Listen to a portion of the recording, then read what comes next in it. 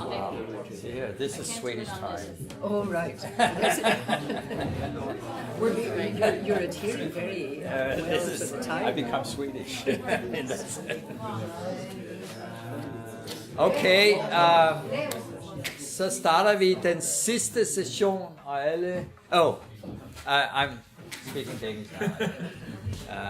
We're getting to start the last session today, and I am very impressed that there are so many people that still look relatively awake at this late hour. But I guess the coffee is helps. And what we're going to do in this session is really the kind of the climactic point in many ways, because this is the bulk. This is in terms of years, this is really the main part of Sutzkever's career, which was post-war. And that's where he wrote all these brilliant things that we have discussed, mostly. And he also wrote before and during, but he had a very long, prolific poetic career for 50, 60 years after the World War II in Israel, and became the kind of the national Yiddish poet laureate in Israel, I would say. And we're going to hear two papers. The first one I'm very excited about, and that's about the immediate post-war period in the Soviet Union. Hannah Pollin Galay will talk about that. And then Heather Valencia will talk about nature and the motif of nature, particularly in the poetry from Israel. And then we're going to do it this way. This is a different approach. We're going to have questions, because these are going to be academic papers with some slides. And then Salomon will finish with as a raconteur, which is his main style. And he's going to tell us about his encounters with Sutzkever. And at that time, it will be perfect because we can relax and enjoy. No, you can't. I have one slide. Oh, one slide. One slide. And other people make Sutzkever stories too. And other people will share their Sutzkever stories as well. So, Hannah, Okay, please. great. Can you hear me? Is this So I know that there is very solid empirical evidence that this is the exact right moment to fall asleep or begin checking your email at a conference. So I know that. What can I do? Before I begin, I'll just tell you who I am. My name is Pollin Galay. If you put that into Google Translate, it comes out charming Polish smoke detector. And by the end of the talk, you can decide for yourselves if that's an appropriate name or not. I teach at Tel Aviv University. I'm beginning a position there now in the literature department. I teach Yiddish literature and culture, Holocaust memory, and comparative classes. I have a book forthcoming in the fall of 2018 called Ecologies of Witnessing, Language, Place, and Holocaust Testimony, and I compare how language and geography mediate memory and give shape to people's memories, all looking at Lithuanian Jews. So that's who I am. And I'm a student of David Roski's, whose name has come up frequently today, so I'm honored to say that as well. And yes, this is my talk. Good. Esteemed Comrade Sutzkever, you will understand me. So reads a letter dated April 20th, 1944, sent to Moscow from an address in Sverdlovsk, Yekaterinburg, an industrial city east of the Ural Mountains. The author of this letter identifies herself as D. Brodskaya, a Vienka, a native of Vilna who fled the German occupation of Lithuania in June 1941. She belongs to this group of people that we call refugees or evacuees. They were of very marginal interest to any government at the time, and they've remained of relatively marginal interest to the academy and humanity at large ever since. the task that this refugee, this marginalized woman living for her in the middle of nowhere, assigns the poet-partisan Avrom Sutzkever raises a number of intriguing questions. What did she believe Sutzkever would understand about her? Uprooted from her community, her family, her geographic context, what in fact did she understand about herself at this late point in the war? Lastly, whom did she understand Sutzkever to be, and why should he, of all people, be the one to hear her out? My lecture is about the conversation that took place between Sutzkever and his readers, mostly refugees, in the unoccupied Soviet Union towards the end of World War II. This textual exchange allows us to investigate the various ways that meaning is drawn from first-hand experience in a process that we have come to call testimony. Sutzkever's particular way of witnessing, I want to suggest, in poetry, in the press, and in his public appearances, is what we could call dialogical or reversible. As Dibrodskaya's letter suggests, something about Sutzkever's word called out for reciprocation, inviting Soviet Jews to narrate their war stories in response to his. Emanuel Levinas theorizes that testimony is always inherently dialogical. He writes, "The witness testifies to what has been said through him because the witness has said, 'Here I am,' before the other." End of quote. Once addressed by a witness in a language that sounds like your own, you can also say, "Here I am," in response. Sutzkever, in other words, inspired such a conversation among Soviet refugees, Jewish refugees, both through his biography and in his poetics. He was a witness of withness. He witnessed with and among people rather than about them or to them. Sutzkever's escape story is well known on a certain level. We have the version that he tells, and he's very careful about which items he keeps in his archive and which somehow disappear. So I wouldn't be surprised if Mindaugas or somebody goes to the archives in Petersburg and Moscow and discovers a slightly different story. But in any case, this escape story as of now, the escape story of now is that he was situated in a partisan encampment in the Naroch forest. He sent a handwritten manuscript of the poem Kol Nidre over the Soviet border with the partisan Shike Gertman in December of 1943. This poem ended up in powerful hands, and through some kind of collaboration between Ilya Ehrenburg, Justas Paleckis, and Peretz Markish and Shlomo Michoels, 2 planes were sent to rescue Sutzkever. Avrom and his wife Frede were transported to Moscow, where they arrived in March of 1944. That's what we have scant documentation of that, but this is the story we have. What we have full documentation of, abundant documentation about, is how his arrival was received.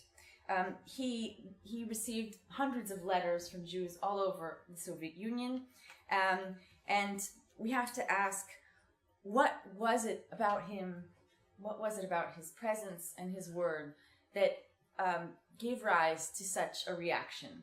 Now, I used to think that it was obvious that the war is still going on, that Soviet Jews hadn't had any idea of what is now called the Holocaust, and Sutzkever was the first one to tell them about it. But that's not true. In October of 1943, just shortly after the Vilna ghetto was liquidated, I use that with quotation marks because it's such a horrible bureaucratic word to discuss the murder of a community, of a civilization. Okay, but October 1943, there's an extremely unsubtle title in the newspaper Enikite, Sof von Yerushalayim Delita, the end of the Jerusalem of Lithuania, and discusses in exact numbers the reduction of this community to 0. People had read this. They knew that this had happened.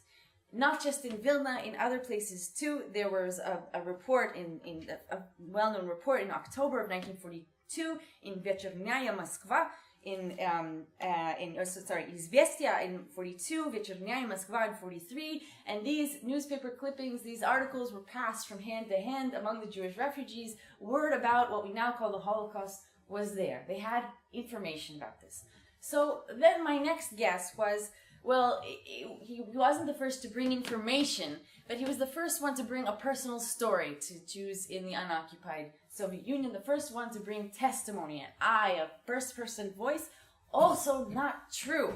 For example, and I say for example, in 1941, again, this would be testifying to an earlier part of the war, but nonetheless, 1941, there was a book that came out, Das Blut ruft zu Nikome, Blood Calls Out for Revenge, which was a collection of first-person testimonies of Jews who had escaped the German occupation. And in the year of Sutzkever's arrival, 44, Ilya Ehrenburg published excerpts from the black book materials, first in the major Russian language journal Znamya under the title Narodoubitsi, The Murder of People, and then in Peoples, and then in a series of Yiddish pamphlets, Mörder von Völker, the same title. This is Mörder von Völker. And later that year, Vasily Grossman would publish his lengthy essays, well-known essay, Treblinski Ad, The Hell of Treblinka. And there are other examples. Der Nister published a work called Korbonis, Victims, with his own fictionalized version of first-person testimony. Ilya Silivinsky published a poem, I Saw It, There were other first-person testimonies out there. And so we can't just say the fact that Sutzkever arrived and testified to these atrocities is enough to understand what he evoked in his audience, what he said to them. We have to actually look at the way that he testified, and this gets into different models of testifying, of truth-telling, and what was happening in the Soviet Union versus what Sutzkever did. So to show you the difference, how Sutzkever brought not just news or information, but a new way of testifying, I want to just show you a little bit of what this book sounds like, Mörder von Völker by Ehrenburg. Ilya Ehrenburg, yes, you all know who he is, the well-known Jewish Russian language journalist and pamphletist. I love this title. I don't know how you would translate this. I think you should have this on all languages. I am a pamphletist. But he was, yes, so this is Mörder von Völker. He writes the introduction, and then he quotes these testimonies. So there's a very clear division of labor in the act of truth-telling, in the way that Ehrenburg presents testimony, and this is noticeable through their voice, through what they say, as well as how they say it. For example, in Mörder von Völker, Ehrenburg's voice sounds like this. Die ganze Philosophie von dem deutschen Faschismus basiert sich auf blinder, chayischer Sinne zu anderen Völkern. In Namen von die Lebendigen Teute sag ich, in Schlacht, teut die Mörder von Völker. Are there people still here who need translations? The entire philosophy of the German fascism is based on blind animal hatred for other peoples. In the name of the living and the dead, I say, to battle, death to the murderers of peoples. That's how he sounds, whereas the first-person experiencers, the Gelidne, that's what they were called then, literally the sufferers, the witnesses, sound like this. Me fleck mich rufen Mitya Ostoropchuk, und ich bin Gorchaim Drittmann. Ich bin von Berdichev. They called me Mitya Ostoropchuk, even though I'm Chaim Drittmann. I'm from Berdichev. The voice of the experiencer and that of the interpreter are completely different. Both in terms of what they say and how they say it. One is a profane witness, Chaim Drittmann. He is in charge of turning the seen into the said. And the other, Ilya Ehrenburg, is a kind of prophetic witness. He translates that chronicle into a moral teaching. The profane witness, Drittmann, who happens to be the Yiddish speaker, the Polish Jew, he tells us what happened, and the prophetic witness, Ehrenburg, the Soviet Muscovite, he gives us the therefore. Sutzkever joined there's this milieu. This is a model that you can look and you can notice this in other Soviet testimony collections at this time. Okay, Sutzkever joined this milieu, they supported him, but he proposed a different way of testimony, a different way of telling the truth, which had sociological implications about who the victims were, who Yiddish-speaking Jews from Poland and Lithuania were. It had aesthetic and epistemic implications as well.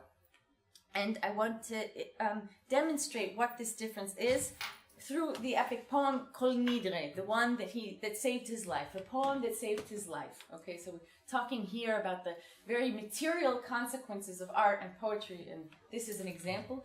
Kol Nidre saved his life. He sent it abroad, and this is a very important poem.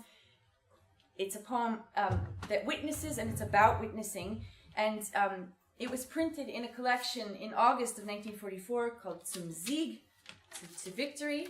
But even before it was printed, it was read aloud in public. It was circulated in handwritten copies, potentially translated into Russian, though I've never seen this translation, so I'd love to find it if it exists. In any case, people knew about it. They wrote letters about this poem before it was printed. And in a very high-profile article in Pravda, Ehrenburg announced this poem. He dedicates on the front page of Pravda a very long, visually, present section to a plot summary of this poem. So this is to give you an idea of how, of the status of this poem. The story of Kol Nidre. It's Yom Kippur, 1942, in the Lukashku prison yard in Vilna. There's an old man. The man has lost all 5 of his sons, and he has one living son out there somewhere whom he hasn't seen for 20 years. His living son ran away from Vilna to fight off Petrulia's army in Ukraine. And the old man is in the Lukashku yard. He's waiting to die, and he's thinking about how much he would love to see his one last living son before his death. At that moment, a seriously injured Red Army soldier walks into the prison yard, and it is none other than this old man's last remaining son. The son does not recognize the father recognizes the son. The two strike up a conversation, not revealing their identities, and at this moment a German officer comes in and he commands everyone in the yard to bow down to him, and only this injured Red Army soldier, the last remaining son, refuses to do so. So the German officer prepares to begin torturing this young man, and just as he's about to begin torturing him, the old man, his father, kills his son in order to prevent the German officer from torturing him. So that's the story. So, for obviously, this plot would have a very strong appeal to Soviet readers at the time, refugees and established Soviet Jews alike.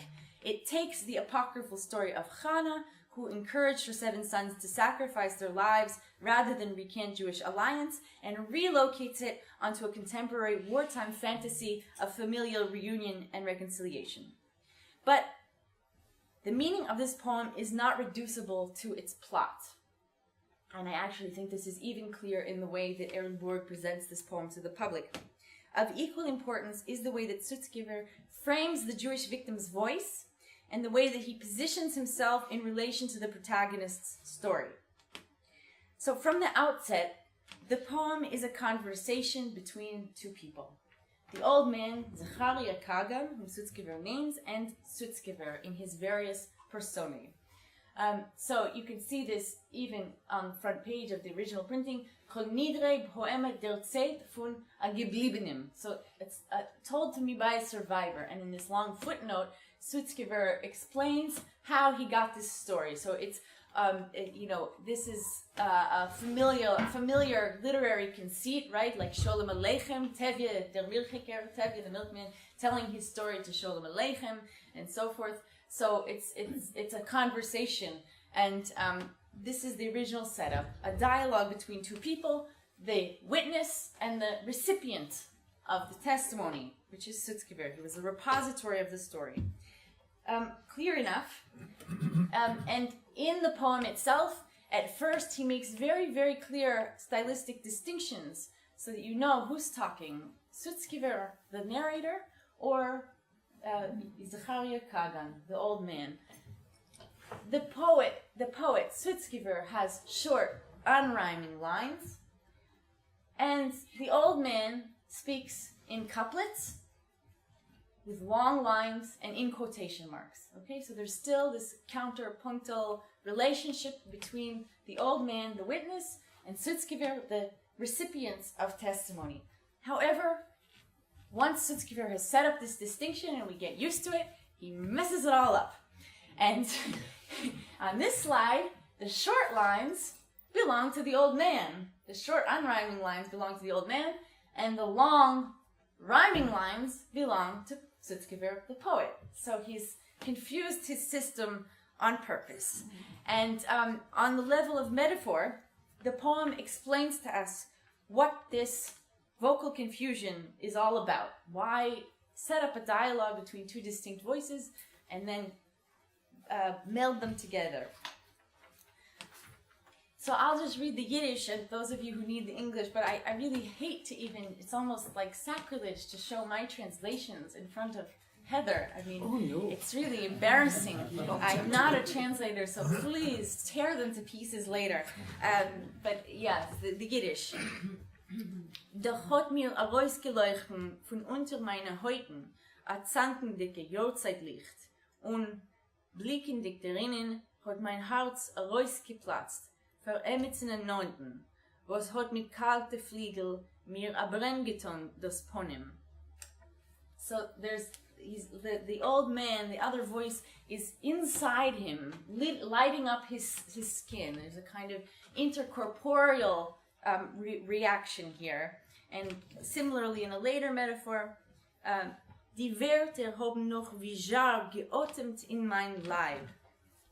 These metaphors show the act of witnessing to involve a profound openness and an involvement with another person.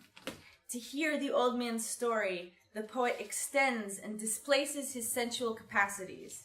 Face, heart, skin, and voice all intersect in these moments. It is thanks to this sensory collaboration, words beneath the skin, that the two figures can bear witness to one another in this authentic manner. The old man's speech illuminates something inside the poet, and in turn, the poet records and disseminates the old man's story. The old man awakens something in the poet. He awakens the poet's capacity to breathe, and the poet awakens the old man's capacity to speak and to feel. The importance of sensory and vocal conversation is implied throughout the poem, intensifying the motif of dialogue. The climatic scene of father-son reunion, when the two actually speak, is set on the page as a drama. When the old man recognizes that the injured soldier who has been dragged into the prison and it is his son, he asks, Ihr seid der Vilna, mein Sohn? Yeah. Ich bin geboren in Zavels Heif, oder Heuf. Mir ruft mich Yome Kagan. At this central moment, the moment we've all been waiting for, the central canto of the epic, we finally hear the soldier speak. It's in a distinctly oral, local, Litvak style. His very first utterance, "ye," instead of "yo" or the "you," is one of the clearest features of the Litvak Yiddish dialect. This dialogue reasserts Sutzkever's ambition to let other witnesses speak for themselves or breathe inside him. At the same time, this dialogue does not pretend to be mimetic chronicle. Line breaks and stanza format remind us that this vernacular conversation is nonetheless poetry, artifice. Rather than imitating, the scene elevates the colloquial or profane Jewish voice, making it sound not realistic or raw, but poetically significant. There is thus an ethical message in the poem that is directly linked to its aesthetics. Colloquial speech sounds important, complex, prophetic. Sociologically, this ascribes dignity and legibility to the local Jewish voice from Poland and Lithuania. More broadly, the piece frames testimony as a conversation among witnesses of equal standing, rather than one person who experiences and suffers and the other who interprets and disseminates. This is not only true of Kol Nidre, but also of other of Sutzkever's poems that were printed in the Soviet Union at the time, as well as his speeches and his prose articles. In all of these materials together, Sutzkever presented himself as a witness who listens as he tells. His testimony then served as a summons for more testimony. To use a phrase from Levinas, Sutzkever's testimony had the effect of saying to Soviet Jews, to refugees in particular, these forgotten people, someone's asking for you. And indeed, these refugees responded in kind. Out of the hundreds of letters on which I'm basing these observations, I'll give you a few examples. For example, this is a long letter from a man named Arke Eisen. It starts out like this. This letter is being written to you by a friend from your childhood, someone that was raised on the same street as you. We played soccer together in the courtyard at Tobiash's. In short, I'm a Schniepishker, a baker, and on top of all that, a blonde guy by the name of Arke Noach, the shoemaker's son who lived across from that pump right there where there was a store and a bakery. In his cadence and focus on geographic detail, the microcosm, the Jewish microcosm of Vilna, we can hear this respondent conversing with Sutzkever's character Yome Kagan from Kol Nidre, the one who says, ich komm von Gitke Zavel's Heif. He never lost his local dialect and still considers the Heif, the courtyard, as the prime identity marker. His ID card is the courtyard. Arke Eisen actually knew Sutzkever, but there were other letters where they assumed equal intimacy with the poet without ever having met him, based only on their idea of who he was from what he wrote. On this small piece of paper, and I loved how Mindaugas spoke about the material object of a manuscript. And this is how I feel about these letters, that they are manuscripts. They are poetry in response to poetry. And this letter especially, touching this object is truly unforgettable to me, and especially because it's touching people who were touched by Sutzkever, which I find almost more magical even than his manuscripts for me in some ways. On this small piece of paper, two women squeezed their letters into him. You can see the two different letters on either sides of the triangle fold. Two refugees from Vilna, both living in Tajikistan. And they reach out to Sutzkever, and you can see it, this urgency in their handwriting. Esther Edelman opens her letter. Dear Unbekannter Haver, unacquainted friend, writing to you as a woman who lived on Daichi Gas number 1515, there where there was a pharmacy. On the back of the letter, Esther Edelman's friend, whose name is not visible because of this tear in the paper, writes, permit me to write to you unacquainted Haver Sutzkever. I have a request of you. I lived on this street. I can't actually read the name of the street. Building 8, apartment 3A. Even these brief, urgent messages constitute an autobiographical act, a declaration, a pronouncement of one's presence, selfhood, and significance in the face of people and circumstances who would wanted to erase this sense of self and significance. The impassioned note from Esther Edelman includes information about herself that goes far beyond practical identification. I'm left here with a child and my husband is on the front. I'm a washerwoman by profession. The other woman shows the same sense of narrative urgency. She squeezes her whole story into the small, tiny corner of paper that is allowed her. I left home when I was 18 years old. My fate drove me away to Central Asia. If these letters were purely pragmatic, asking Sutzkever to help them out, she could have simply added her list of family members that she wanted him to help her find on some other list, on her friends list. But you can see her list of names there. There's something about writing the names herself, writing the names and declaring that these people existed that she has to do, and Sutzkever is her audience to do that. She's her recipient. And there are other letters that have, biographic stories. The idea of Sutzkever as a social intimate, very interestingly, even went beyond the Vilna refugee community to people from other areas. For instance, a man named Zusman, who fled Zhytomyr at the outbreak of the war, goes so far as to invite Sutzkever over to his house. I invite you to recover for a while in our house where you can rest, regain strength, and feel yourself at home. We have all known hardship in this time of war, but you can be sure that this will be no burden to us. In the event of your consent, I will inform you of how to get to our house. We live in Krasnoarmeysk, Saratov Oblast. Go by train to Saratov. From there you can take a steamship to Ahmad. I don't know how this works out geographically. From there, call us by telephone, 017. 2 rings, ask for me. So these detailed instructions seem to convey that this author, this epistolary author, Zussman, expects to make good on his offer. He actually expects Sutzkever to just show up at his house.